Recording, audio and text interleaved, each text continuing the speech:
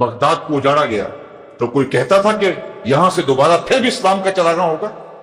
انسانوں کے سروں سے کھوپڑیوں سے مینار بنائے گئے اور لوگ چھوڑ کے بغداد کو بھاگ گئے، کچھ لوگ تہ خانوں میں چھپ گئے، پھر دریا دجلہ کا بند توڑا گیا تو دریا دجلہ کا پانی تہ خانوں میں چلا گیا، 1.25 لاشیں ہم نے وہاں سے اٹھائیں، اور پھر ایک متنفس بھی نہیں تھا جو حضور کا نام لیتا ہو۔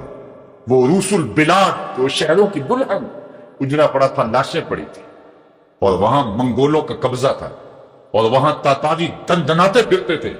کوئی نہیں کہتا تھا اس بغداد میں دوبارہ بھی اسلام کا چراغ روشن ہوگا، کوئی دیا دوبارہ بھی جلے گا، لیکن تاریخ بتاتی ہے کہ پھر ایک منگول شہزادہ اسلام کے دامن میں آتا ہے، وہ ارغون خان، جو تلواریں اسلام کو مٹانے کے لیے نکلتی ہیں، وہی تلواریں پھر اسلام کی سربلندی کے لیے میدان میں آتی ہیں، اور اللہ مدد فرماتا ہے، اور پھر وہی بغداد دوبارہ اسلام کا مرکز بنتا ہے۔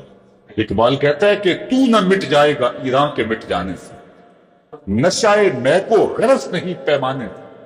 یہ پیمانے والا دین نہیں ہے، پیمانہ ٹوٹ گیا تو سب کچھ بہ گیا۔ یہ شراب ایسا نشہ ہے، اقبال کہتا ہے، جو اسلام کی شراب میں ناب ہے، جو شراب مستی چڑھانے والی، الگ کی مستیاں چڑھانے والی، یہ ایسی شراب ہے، یہ کسی پیمانے کی محتاج نہیں ہے۔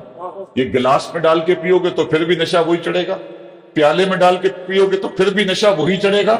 تمہارے پاس کوئی پیمانہ بھی نہ ہو، تم اس کو ہاتھ میں چوما لے کے پیو گے تو پھر بھی نشہ وہی چڑھے گا، کیونکہ اس کے اندر کشش ہے، اس کے اندر فطرت کے اندر اللہ نے زور رکھا ہوا ہے۔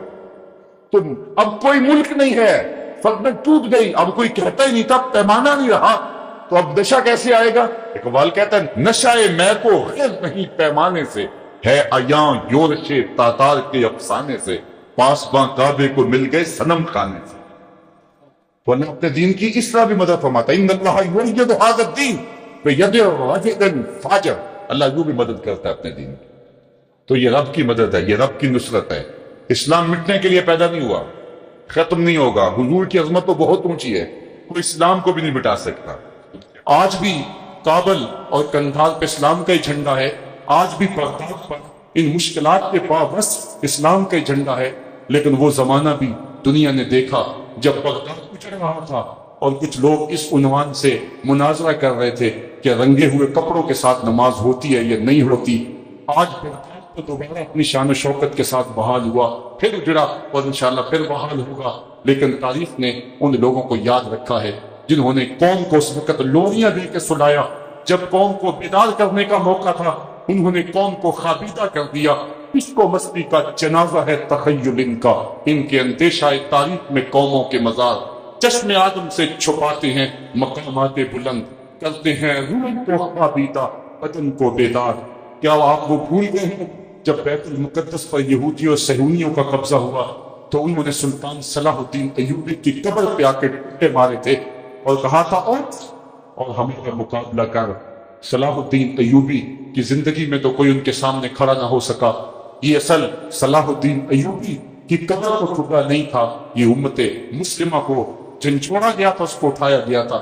لیکن ہم نے کہا میاں ہم اتنے سو گئے ہیں، ہم تو سورہ اسرافیل سے ہی جاگیں گے، اس سے قبل تو ہم بیدار نہیں ہوگے، نہ سمجھو گے تو مٹ جاؤ گے اے ہم نشی وطنوں، تمہاری داستان تک نہ ہوگی داستانوں میں۔ جس طرح تنکا جوڑ کر کے ایک پرندہ گھونسلہ تیار کرتا ہے، آپ امت کی تشکیل کے حوالے سے حضور کی کاوشوں کو دیکھیں۔ صہیب روم سے آئے، بلال حبشے سے آئے، حضرت ابو بکر مکے سے تھے، حضرت سعد مدینے سے تھے، حضرت سلمان فارس سے آئے، کہاں کہاں سے لوگ پہنچے اور ایک وحدت کی لڑی میں ان کو پرویا۔ یہاں شاعر مشرق ترجمان حقیقت کا لہجہ دیکھیے، وہ کہتے ہیں مست چشم ساکیے بدہاستیم، در جہاں مثل مئو بی ناستیم، چوں گلے صد برگ مارا بو یکیس، او کے جانے ای نظامو او یکیس۔ ہزاروں قومیں وجود میں آئیں دہر میں خشک و تر کے رشتے سے، ہم نے بنیاد دوستی رکھی یاد خیر البشر کے رشتے سے۔ تو یہ ایک امت ماض وجود میں آئی، آقا کریم علیہ السلام نے اس امت کو جس طرح سے پروان چڑھایا، ان میں وحدت پیدا کی اور ایک لڑی میں پرویا۔ اس سلکے بہی کو توڑنے کے لیے یہود و نصارہ کی سازشیں اس دور میں بھی جاری رہی، اور انہوں نے ہر ہیلا اور ہر جتن کیا اور امت کی وحدت اور اتحاد کو پارا پارا کرنے کے لیے اپنی تمام سازشوں سے کام لیا۔ لیکن حضور علیہ الصلوۃ والسلام کا سایہ رحمت امت کی وحدت کا ذریعہ اور سبب تھا، لہذا اس امت کی شکست و ریغ نہ ہو سکی۔ خلفائے راشدین کا زمانہ آیا، سازشیں بدستور موجود رہی۔ کچھ لوگوں نے زکوٰۃ دینے کا انکار کیا، جھوٹے مدعیان نبوت نے سر اٹھائے، لیکن صحابہ نے پوری قوت پامردی کے ساتھ اس امت کی آبرو کی حفاظت کی اور حضور کے دین کا پہرا دیا۔ امت مسلمہ کو گزشتہ 14 صدیوں سے بہت علمی، فکری، اقتصادی، سیاسی، تعلیمی اور ثقافتی چیلنجوں کا سامنا رہا ہے۔ معتزلہ، قدریہ، جبریہ، لا ادریہ اندیہ اور مرجیہ جیسے فتنے سر اٹھاتے اور حشر بپا کرتے رہے، لیکن احمد بن حنبل، ابو منصور ماتریدی اور ابو الحسن اشعری جیسے لوگ پوری قوت کے ساتھ ان لوگوں کا مقابلہ کرتے رہے۔ دوسری صدی اور تیسری صدی کے دوران جب یونانی علوم کا عربی ترجمہ ہوا تو یہ امت مسلمہ کے لیے ایک انتہائی مشکل وقت تھا۔ مسلم مفکرین کی بڑی تعداد ان سے متاثر ہوئی، حتیٰ کہ بعض احکامات کی تعبیریں متفق علیہ تعبیر سے ہٹ کر لی گئی۔ مسلم مفکرین نے اس علمی فکری چیلنج کا جواب پوری قوت کے ساتھ دیا، لیکن اس سوال و جواب میں کم و بیش 3 صدیاں لگ گئیں، حتیٰ کہ امام غازی اور امام غزالی جیسے لوگوں نے اس فتنے کی بساط لپیٹ دی۔ پھر زمانہ وہ دن بھی دیکھتا ہے جب وارثان علوم نبوت نے قرۂ ارضی کے چپے چپے پر علم کی بساط بچھا دی، فکر کو روشن، عمل کو پائیدار اور روح کو نغمہ الست سے مست کر دیا، سمندروں کو مسخر کر دیا اور بساط ارض کو لپیٹ کر اپنے اشارہ انگشت پہ رکھ دیا۔ تھے ایک ہمیں تیرے مار کا آراؤں میں، خشکیوں میں لڑتے تھے کبھی دریاؤں میں، دی ازانے کبھی یورپ کے کلیساؤں میں، کبھی افریقہ کے تپتے ہوئے صحراؤں میں، دشت تو دشت دریا بھی نہ چھوڑے ہم نے، بحر ظلمات میں دوڑا دیے گھوڑے ہم نے۔ کون سا علم و فن تھا جس کو علم وحی کے سامنے جھکا نہ دیا گیا ہو؟ زمین کی پیمائش کر کے آج کے گلوبل ورلڈ کا راستہ آسان کر دیا، رصد گاہوں سے اجرام فلکی زیر دام لا کر کے اپالو 11 کے لیے راہ مستقیم کا تعین ہم نے ہی تو کیا تھا۔ جی ایچ ویلز اعتراف کرتا ہے کہ اسلامی تمدن مغربی تمدن کا پیش رو ہے۔ بصرہ، کوفہ، بغداد، سمرقند، بخارا، ماوراء النہر، قلتبہ اور قاہرہ کی یونیورسٹیاں علم و حکمت کا مرکز تھی اور تمام جہان میں نور پھیلا رہی تھی۔ عربی فلسفہ اسپین کے راستے مغرب میں داخل ہوا اور پیرس، آکسفورڈ، پھر شمالی اٹلی کے جامعات پر چھا گیا۔ شارلیمان اس کے لارڈز ابھی دستخط کرنے کی مشق سے گزر رہے تھے کہ ابن حزم کے قلم سے 1000 کتابیں نکل چکی تھی۔ زمانے نے یہ منظر بھی دیکھا کہ پیرس کی گلیوں میں ابھی کیچڑ تھا کہ محمد عربی کا مدینہ وحی کے نور سے روشن تھا۔ بغداد عروس البلاد کہلاتا تھا اور زمانے پر مسلمان نور بانٹ رہے تھے۔ امت کی گود موتیوں اور ہیروں سے بھری ہوئی تھی۔ بخاری و مسلم اور امام حاکم جیسے محدث، ابو حنیفہ، شافعی اور امام مالک جیسے فقیہ، ابن سعد، ابن خلدون اور واقدی جیسے تاریخ دان، ابو علی سینا، زکریا رازی، علی بن عباس جیسے طبیب، جابر بن حیان، یعقوب بن اسحاق خوارزمی اور طغرائی جیسے کیمیادان، ابن الحیثم الغزالی اور ابو البرکات البغدادی جیسے ماہر طبیعیات، ابو معشر اور مسعودی جیسے ماہر فلکیات، ابن سینا اور ابن رشد اور حمداللہ القزوینی جیسے ماہر حیاتیات امت کے ماتھے کا جھومر تھے۔ محمد بن قاسم، صلاح الدین ایوبی، غوری اور غزنوی کی تیغ آبدار، بایزید بستامی، ابو الحسن کرکانی، جنید بغدادی، خواجہ اجمیری اور داتا حجویری کی نگاہ دل فغار کے سامنے کون ٹھہر سکتا تھا؟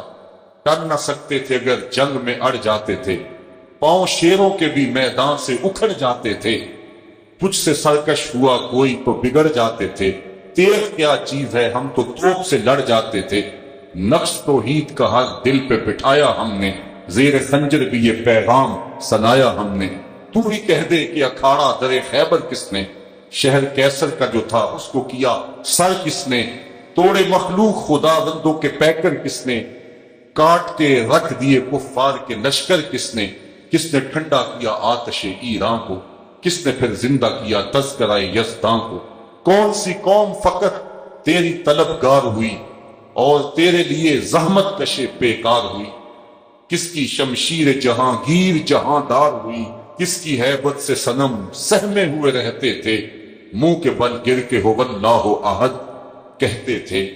ہم نے وہ پھر زمانہ بھی دیکھا کہ ہمارے حکمران عادل، علم دوست، بہادر اور غیرت مند تھے، پورا زمانہ ہمیں خراج دیتا تھا۔ خلیفہ ہارون الرشید کے زمانے میں بغداد میں سالانہ 40 کروڑ دراہم خراج آیا کرتا تھا، لیکن یہ کہانی پھر جب اپنے زوال کی طرف جاتی ہے تو امت کی عروج اور بانپن کو جب نظر تک جاتی ہے، پھر ہمارے گھر اجڑنے لگے۔ منگولوں اور تاتاریوں نے جس طرح ظلم اور جبر کا بازار گرم کیا، یہ کسی سے مخفی نہیں۔ ہماری تاریخ ہمیں بتاتی ہے کہ دریائے دجلہ کا پانی سرخ ہو کر کے بہا، اس قدر ہمارا خون بہایا گیا۔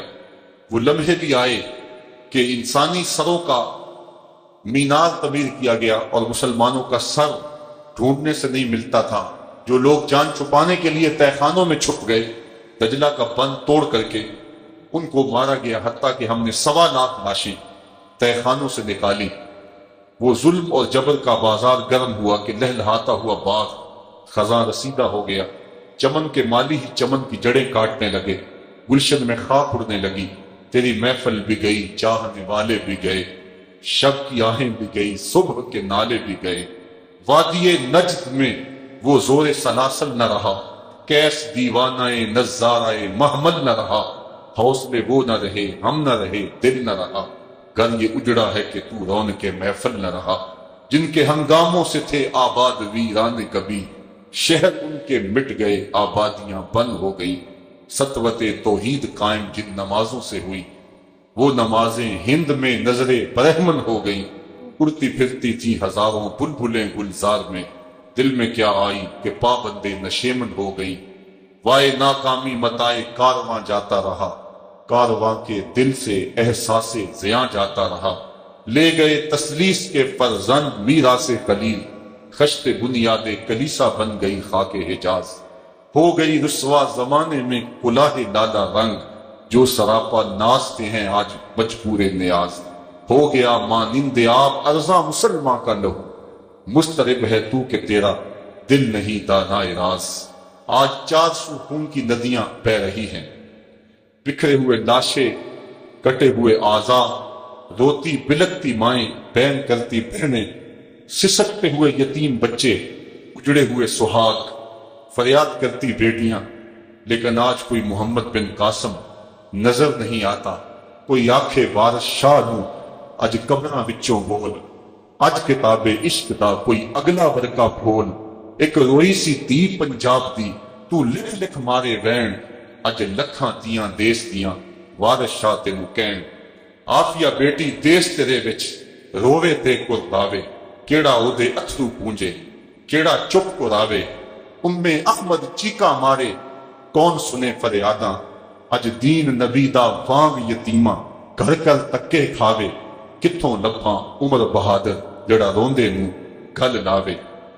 پچھلے دنوں الخلیجیہ چینل پر میں دیکھ رہا تھا کہ شیخ الذہبی الحماد کو ایک عراقی نے فون کیا جو کہ ظلم اور جبر کی چکی میں پیسا جا رہا تھا. اس کا گھر اجاڑ دیا گیا، 3 سال کا بچہ گود سے چھین کر کے قتل کر دیا گیا، اور پھر اس بچے کو آگ میں جلا کر کے اس کے بوڑھے باپ کے سامنے رکھا گیا. اس کی داڑھی نوچ دی گئی اور اس کے سامنے اس کی قوم کی بیٹیوں کی آبرو ریزی کی گئی. اس نے شیخ الذہبی الحماد سے اپنا دکھڑا کہا، تو میں دیکھا کہ شیخ صاحبی اس کو اس پر کہہ رہا تھا کہ بس صبر کرو صبر کرو. تو میں رویا. میں نے کہا کہ اے عراق کے مظلوم بھائی، تو کن کو پکار رہا ہے؟ یہ وہ عرب نہیں ہے جو اونٹوں کی ننگی پیٹھوں کے اوپر بیٹھ کر کے جہاد کے ترانے پڑا کرتے تھے. اب تو ان کے نغمے بدل گئے ہیں، اب تو ان کی لے تبدیل ہو گئی ہے، اب ان کا لہجہ بدل گیا ہے. اب تو یہی کہتے نظر آتے آنا ابغی امارہ جدید، سیارہ جدید، حلمہ جدید. ہمیں نیا گھر چاہیے، ہمیں نئی عمارت چاہیے، ہمیں نئی ٹی وی چاہیے. آج ان کا انداز زندگی بدل گیا. آج سمندروں میں عمارتیں بنا کے ہمیں دکھاتے ہیں.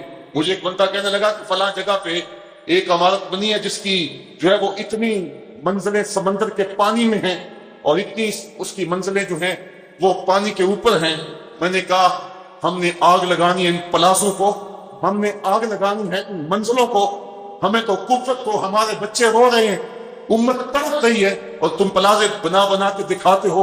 امت کو ان پلازوں کی ضرورت نہیں ہے، امت کو جہادی ہاتھوں کی ضرورت ہے، امت کو جو ہے وہ ایٹم بم کی ضرورت ہے. کاش کے عرب اپنے اسلاف کی کہانیوں کو یاد کریں اور دیکھیں کہ وہ 313 جنہوں نے عظیمت کی انوکھی داستان رقم کی تھی، کیا بھول سکتے ہیں جب ابو جہل نے عمیر کو بھیجا اور جا کر کے اس نے دیکھا اور واپس پلٹ کے کہا کہ مسلمانوں کی تعداد بڑی تھوڑی ہے اور وہ صرف 3 اونٹوں کو کھا سکتے ہیں. تو ابو جہل تکبر رونت سے پھول گیا اور صنادید قریش کو بلا کر اس نے کہا کہ اب لڑائی آسان ہو گئی ہے، بلکہ لڑائی کی نوبت ہی نہیں آئے گی.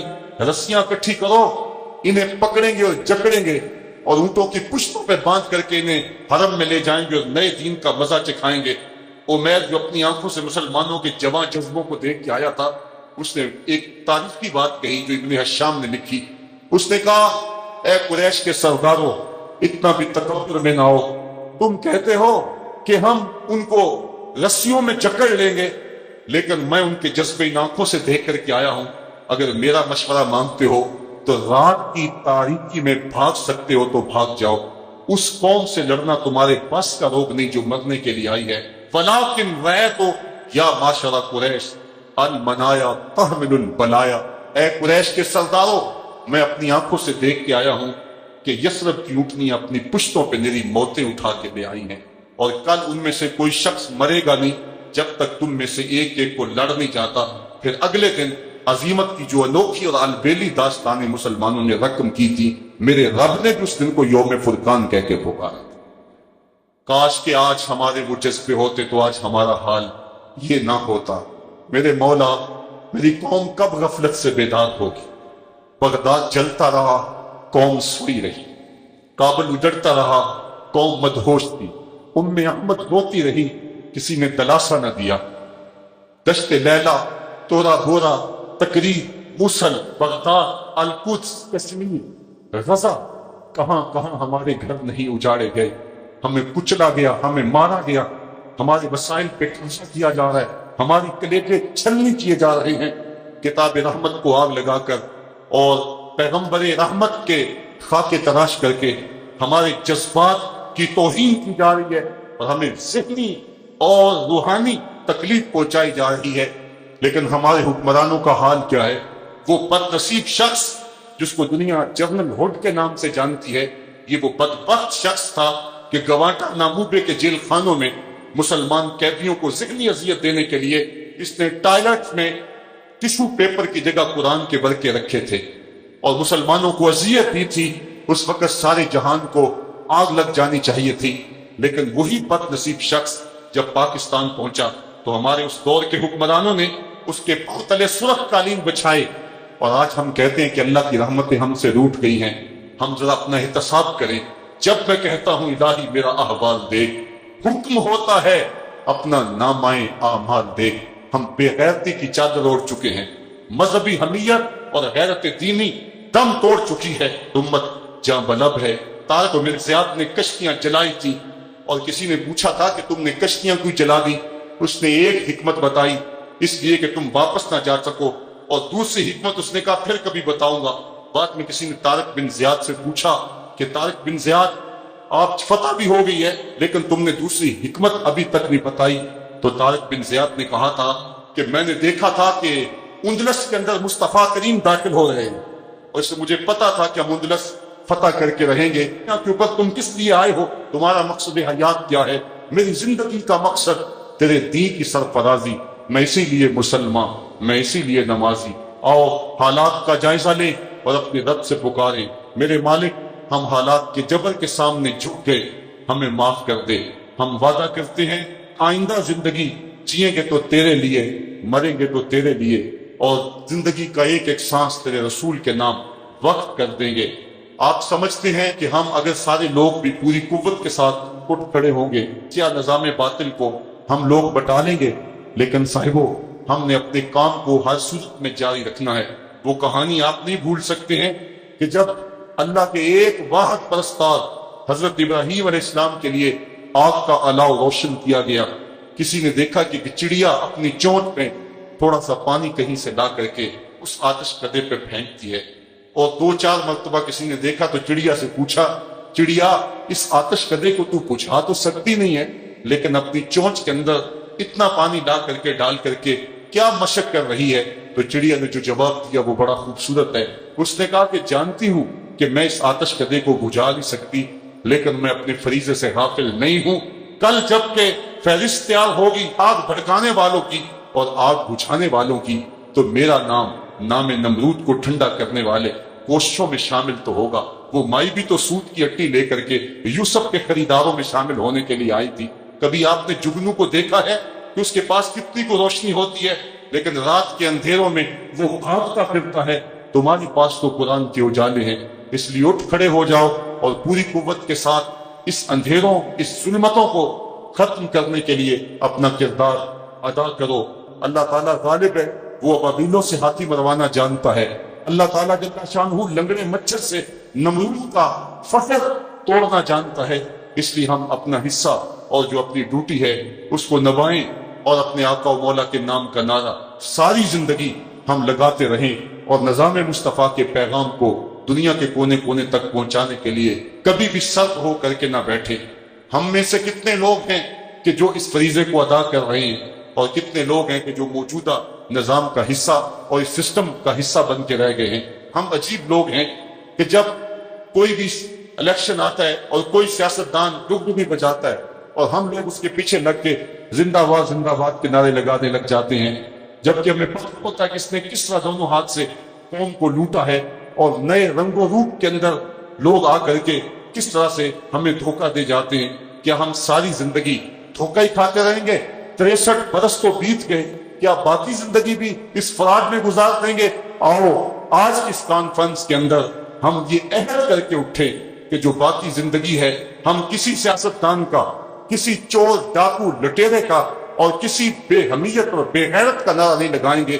جب بھی نعرہ لگائیں گے محمد عربی کا نعرہ لگائیں گے، جب بھی نعرہ لگائیں گے سونے مصطفیٰ کا نعرہ لگائیں گے، اور ہماری زندگی اور ہمارے شب و روز حضور کے نام پہ گزریں گے۔ ڈنڈا میرے مصطفیٰ کا ہی بلند ہوگا، ملیں گے سینہ چاکانے چمن سے سینہ چاک، بس میں گل کی ہم نفس باد صبا ہو جائے گی، شبنم افشانی پیدا کرے گی میری سوز و ساز، اس چمن کی ہر کلی درداش نہ ہو جائے گی، آسمان سحر کے نور سے ہوگا آئینہ پوش، ظلمت رات کی سیما پا ہو جائے گی، جب گریزہ ہوگی آخر جلوہ خورشید سے، یہ چمن معمور ہوگا نغمہ توحید سے۔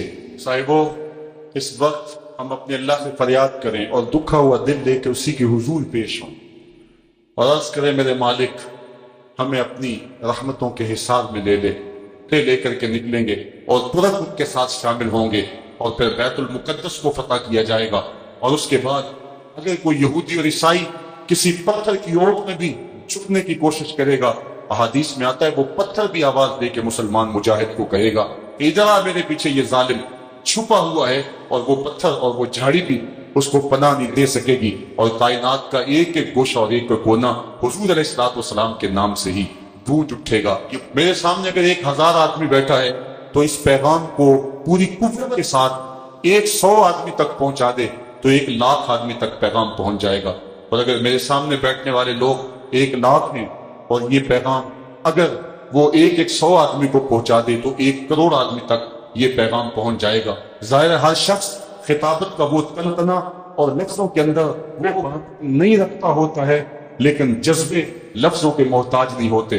اشہد بلال عند اللہ اشہد، بلال کی اثر ہی وہ حشر بپا کر دیتی ہے کہ جو لوگوں کے اثر کے اندر نہیں ہے۔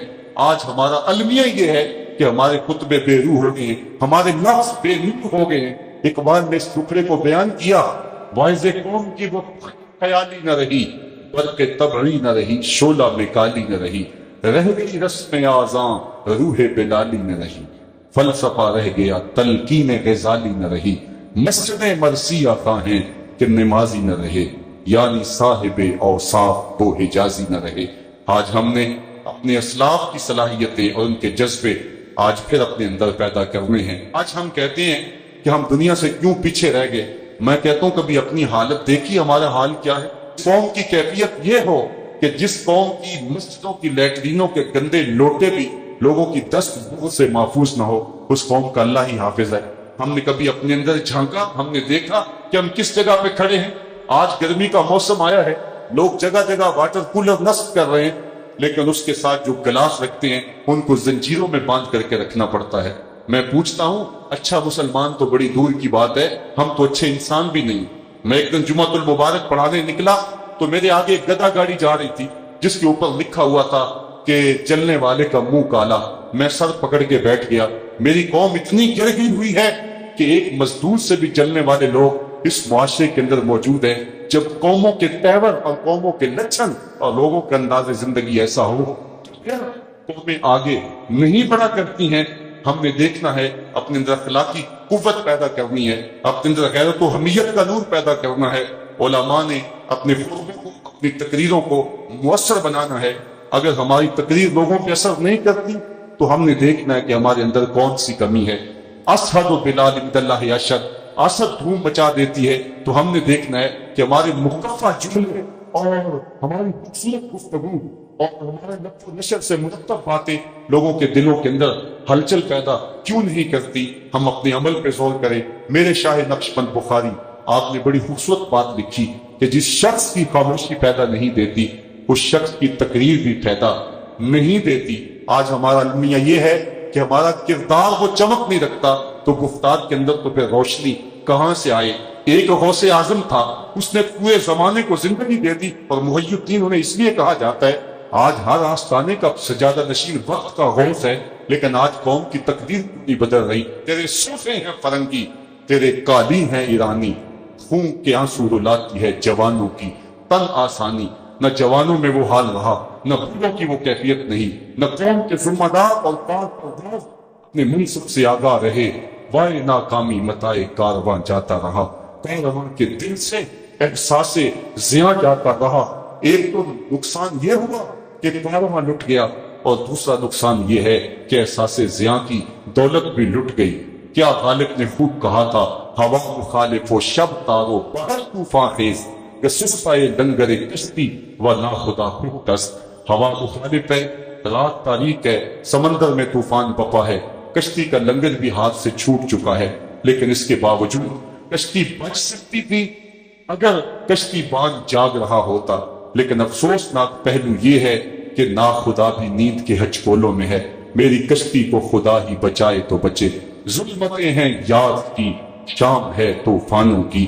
ایک وہ زمانہ تھا کہ حضرت عمر مدینے میں قدم رکھتے تھے، کیسر و کسریٰ کی سلطنتیں کانپتی تھیں۔ آج ہم دوسروں سے ٹیکٹیشن لیتے ہیں، ہم صرف 313 تھے، زمانے کی کایا پلٹ دی، اور آج 1,40,00,000,000 انسان خانمہ برباد ہیں۔ آج کس کے گھر اگڑ رہے ہیں، کس کا گلا کاٹا جا رہا ہے۔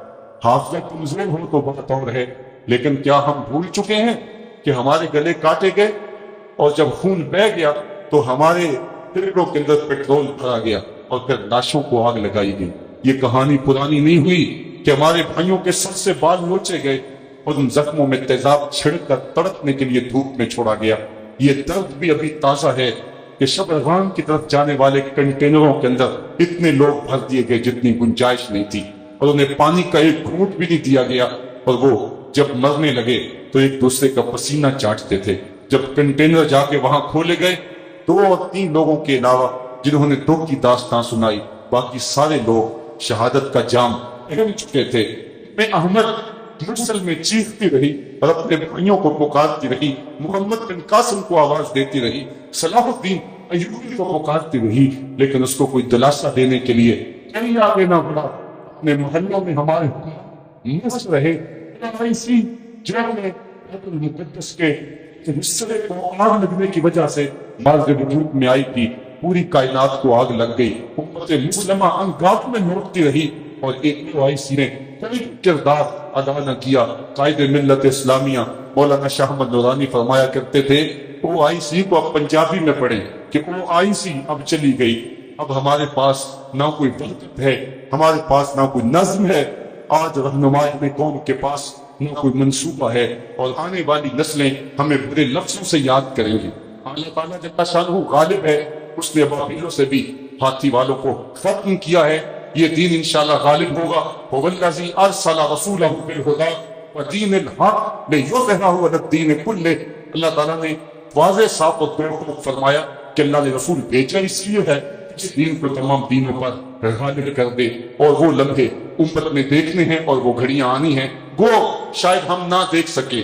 ایک شاعر کا شعر مجھے بہت تڑپاتا ہے، وہ کہتا ہے کہ جب ہم پیدا ہوئے اس گلشن میں آئے تو گلشن اجڑ چکا تھا، اور بہار اس وقت آئے گی جب ہم اس گلشن سے جا چکے ہوں گے۔ لیکن کوئی بات نہیں، جو لوگ بدر احد میں شہید ہوئے تھے ان نے فتح مکہ نہیں دیکھا۔ اسلام کی نشریت ثانیہ کا خواب ہمارے آنکھوں میں ہے، وہ ہم نہ بھی دیکھ سکیں، لیکن ہماری آنے والی نسلیں اس خواب کو ضرور شرمندہ تعبیر ہوتے ہوئے دیکھے گی۔ ہم قبر میں بھی ہوں گے تو قبر میں ہم خوش ہو جائیں گے، ہماری روح سرشار ہوگی۔ میں اس مجاہد کو نہیں بھول سکتا جو لڑتے لڑتے شہید ہو گیا، اور پھر اس نے آخری ہچکی میں یہ لفظ کہے تھے کہ جب اللہ اسلام کو فتح دے دے تو میں تمہیں اور کوئی وصیت نہیں کرتا، میری قبر پہ آ کے یہ خوشخبری سنا جانا۔ آج ان کی قبریں بھی تک رہی ہیں۔ میں کہتا ہوں وہ پیران عظام، وہ قائدین قوم اور وہ ملت کے زعماء جو قوم کو لوریاں دے رہے ہیں، اور اس قوم کو جو ہے وہ قیام کا درس نہیں دیتے، صرف سجود کا درس دیتے ہیں، تاریخ کل ان کو کبھی بھی معاف نہیں کرے گی۔ اللہ تعالیٰ نے اس امت کو فتح دینی ہی دینی ہے، اور نام محمد کا جھنڈا اونچا ہی اونچا ہونا ہے۔ حضرت مجدد الفسانی علیہ رحمہ فرماتے ہیں کہ پیر کا مقصد یہ نہیں ہے کہ بھیڑوں کی ایک جماعت اکٹھی کر لے اور بہت سارے لوگ اپنے حلقہ ارادت میں جمع کر کے لوگوں پر فخر جتاتا پھرے کہ میرے اتنے مرید ہیں۔ حضرت شیخ مجدد فرماتے ہیں پیر کا مقصد طریقت یہ ہے کہ وہ شیروں کا ایک جتھا تیار کرے، اور پھر وقت آئے کہ فیصلہ کن موقع کے اوپر کھڑا کر کے دین اسلام کے جھنڈے کو پوری دنیا کے اوپر غالب کر دیں۔ کیا ہم اس فریضے کو بھول چکے ہیں؟ اگر بھول چکے ہیں تو پھر اس عہد کو ہم نے دوبارہ تازہ۔ تو نے پوچھی ہے امامت کی حقیقت مجھ سے، حق تجھے میری طرح صاحب اسرار کرے، ہے وہی میرے زمانے کا امام برحق جو تجھے حاضر و موجود سے بیزار کرے۔ موت کے آئینے میں دکھلا کے رخ دوست تیرے لیے زندگی اور بھی دشوار کرے، دیکھ احساس زیاں تیرا لہو گرما دے، فقر کی سان چڑھا کے تجھے تلوار کرے۔ فتنہ ملت بیضا ہے امامت اس کی جو مسلمان کو سلاطین کا پرستار کرے۔ انشاءاللہ جب تک زندگی ہے اس پیغام کو آگے منتقل کرتے